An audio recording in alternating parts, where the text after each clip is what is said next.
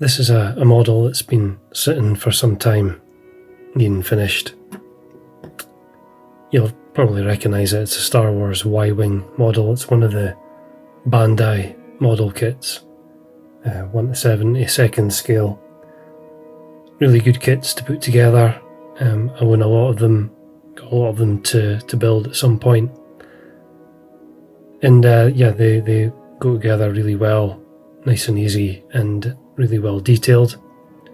What I found that was interesting with the models and the kits is the plastic comes coloured appropriately for the actual ship from the movies. So in the case of this Y-Wing, the yellow pieces are actually yellow plastic. The rest of it is in a kind of off-white colour, which looks really good. I have painted a few detail parts here and there just to match in with the assembly guide,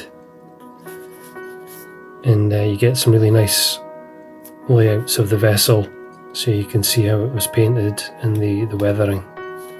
So what I thought would be interesting to show is finishing the model in terms of doing the weathering, but without actually doing any painting necessarily. No primer sprayed down, no colour sprayed down. I'm just going to be using the plastic as is.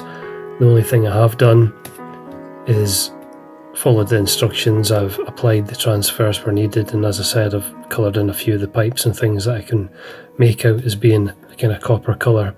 But I have given the whole model just a spray down with a gloss varnish, and that's going to protect it from using a selection of oil paints. To give you an example of what I'm looking to do, that's the A-Wing model. Again, the kit came in the colours that you see, the nice dark red and the off-white.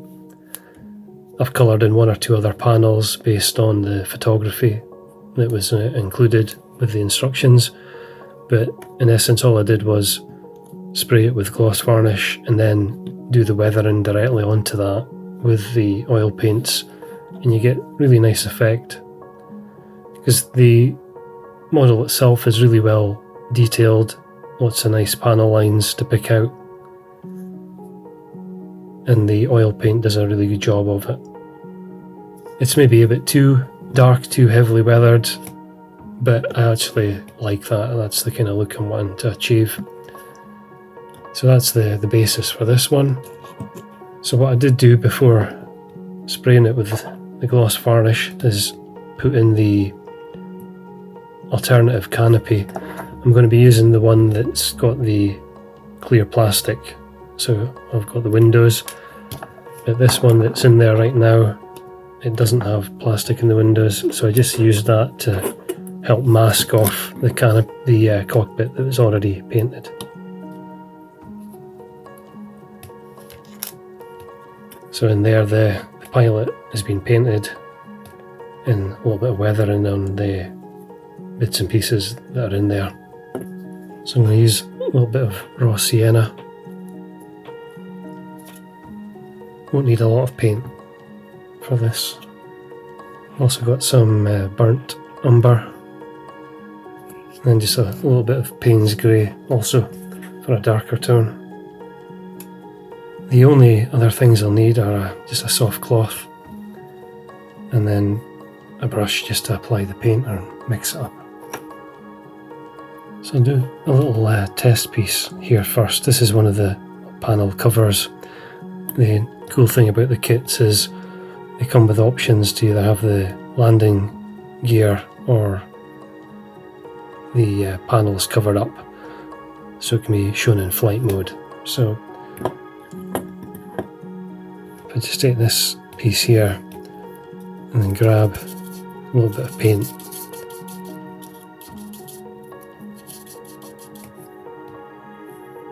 and then I'm just going to mess that up completely and work it into all the little gaps.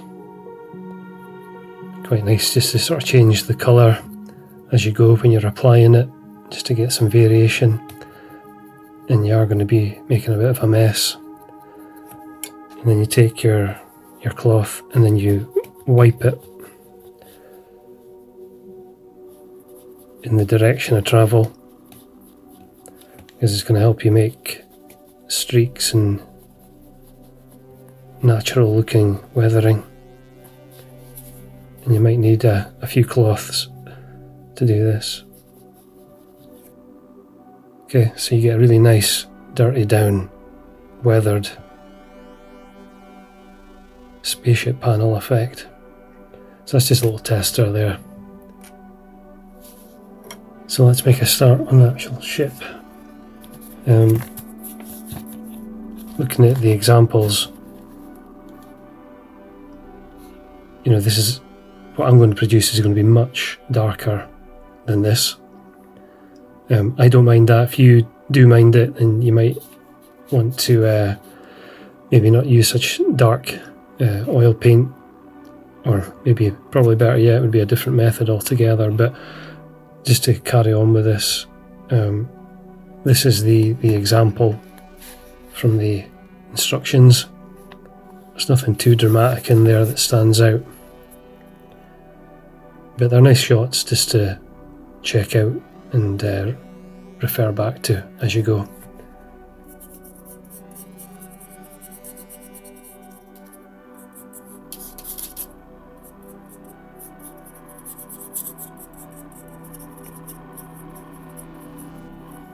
So after adding the oil paint, you can come back in with the cloth and knock it right back. It won't go all the way back to the original colour, but you do get this really nice effect happening, especially if you move in the direction of travel. And I might come in with a cotton bud if I want to try and get into places that the cloth can't get into. In essence, that's the technique. And then as you go, you can just start altering the mix of paint a little bit to change the effect.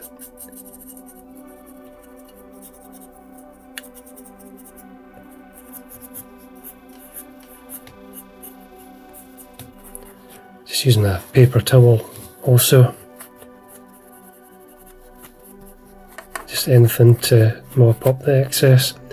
Definitely going to need some cotton buds. The Y-wing's got some awkward areas to get into. But you do get a nice streak on it. And probably best working in sections.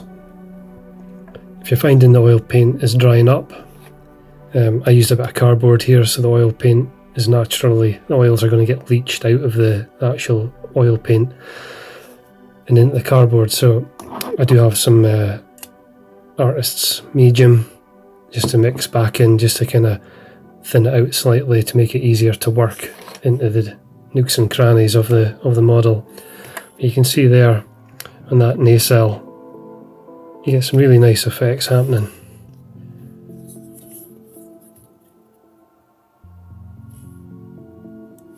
Like nice little bit of green, the warmer tones, it's nice. It is going to be very heavy, if it's something that you don't want your models to look like that, then not the best method for you. But for me, I don't mind that. I don't mind that look on them. So I'm just going to carry on working around this, and if I feel I need some of the paint and medium mixed in, just do that. As I say, this is a particularly detailed model, or at least it's got lots of hidden away or hard to reach details with all these pipes and conduits running around.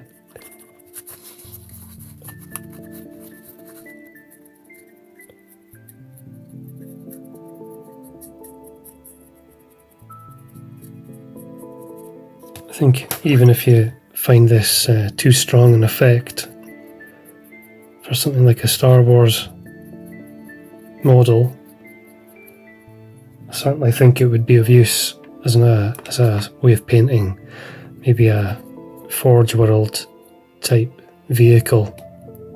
You know, something really nice and mechanical that you can grunge up like this. Really, really good. I mean, anything 40k really would look good with this, I think. And with what is very little, if any, painting at all. I mean, I suppose if you were to prime the model the colour that you overall want it to be, and then go at it with just what is just a few oil paints, it does give you a really nice effect on that details. Grimy, kind of grungy look. Though you will need quite a few cotton buds, I think, or similar, just to get into the more awkward areas. You really do want to make sure that you've got some of the artist's medium to mix in, just so it's easier to get the paint onto the model more quickly. And then just that selection of different colours to put in here and there for the variation really helps it. Just onto the front now. The last area is needing some weathering.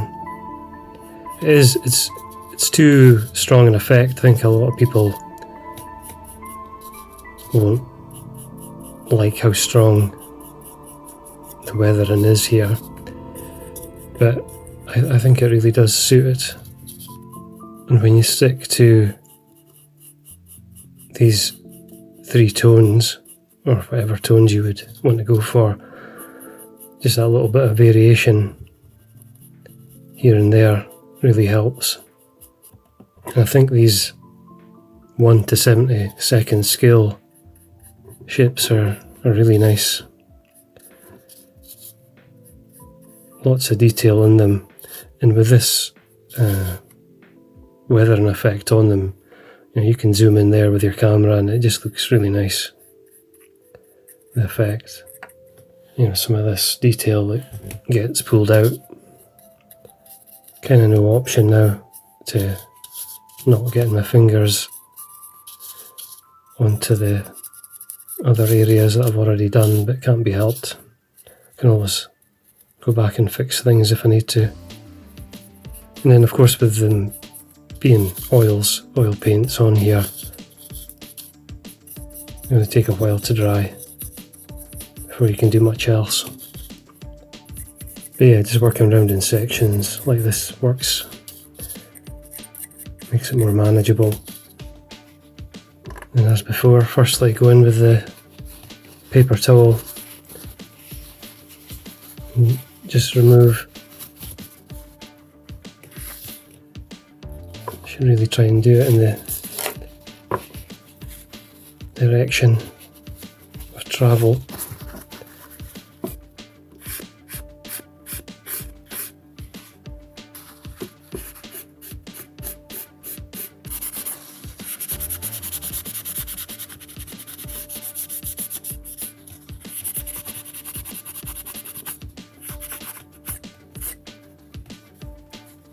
And then once you're done with the paper towel, soft cloth,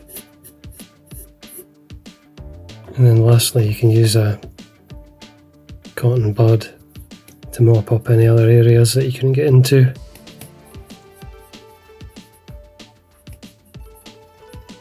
So with those 3 passes in terms of removing the oil paint, I think you end up with a really nice compromise of, yeah, admittedly overly weathered, grungy, grimy looking spaceship details, but on the other hand I think it really makes everything stand out nicely, gives it a lot of life, and yeah, I really like that technique. There's hardly any painting involved. This is essentially just the plastic model as it was constructed. I did of course give it a spray with the gloss varnish. The purpose of that is just to help the oil paint come off from the plastic. And where I've been touching it, I can just come back in, maybe just put a bit more of the oil paint back in there. I'm going to want to leave this to dry up.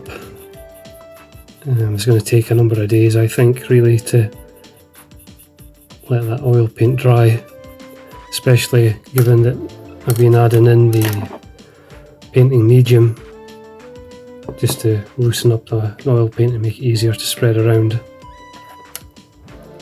But that's fine, and then once that's done that, I'll move on to the canopy for the cockpit and then some of the other details that need gluing in place. Okay, I'm going to fit this canopy in now. Might need to repair a couple of bits after attempting to add a bit of weather into it.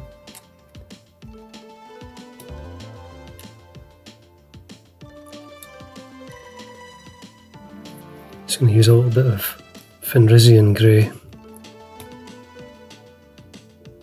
just to touch in where the transfer, the blue colour here was applied via transfer, so it doesn't stand up to much messing around trying to fit them in place. The canopy, that is, so I'm just going to repair some of these edges. Okay, now just get the gun turret for the top of the canopy.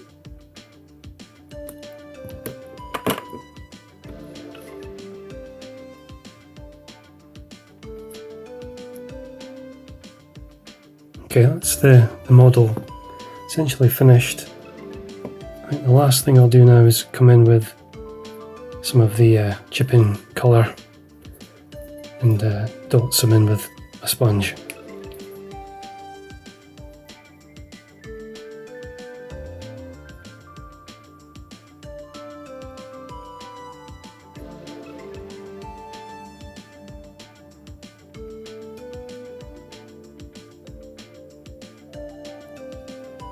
Trick is to not go overboard, so I'm literally just going to have a few random spots. I think it's going to be the muckiest Y-wing in the fleet. The good thing about this stuff is it just gives you a different looking bit of weathering from the oil paint. This has got a lot of drying to do. The oil paint isn't fully dry yet, but I'm just, for the sake of making the video, moving on and getting this overall finished. And then I'm using some of the silver now, just to paint in a little bit of exposed metal within the confines of where that dark grey chipping medium went.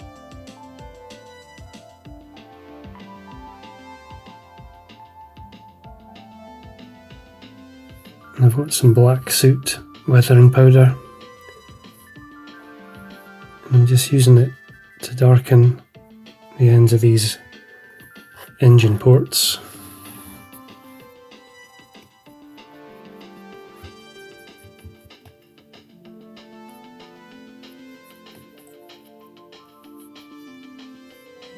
So that's the finished model now. I will have to let the oil paint fully dry. You can still see it looking quite wet or glossy in some of the recesses, but just for the sake of finishing off the video, I just thought I'd let you see it as is. Really easy technique, considering how little painting is actually involved. Just those few tones of oil paint worked into all the details and then removing the excess. I think for some this will be too weathered or too dark in places, but I think it looks really good like that, and it's certainly something that you can imagine using on certainly 40k type models or vehicles. The oil paint really does a good job of acting as a panel liner, but also just generates all sorts of nice variation in the colour tones and gives an overall really nice effect. Really enjoy making this kit. These Bandai Star Wars kits. Lots of detail. They look very convincing for the scale that they're at. They certainly have all the details that they need to have anyway. It's a pretty low barrier to entry in terms of a technique to use. Can't really go wrong. But maybe try it on a test model first before you go putting it all over one of your prized models. But in any case, thanks very much for watching.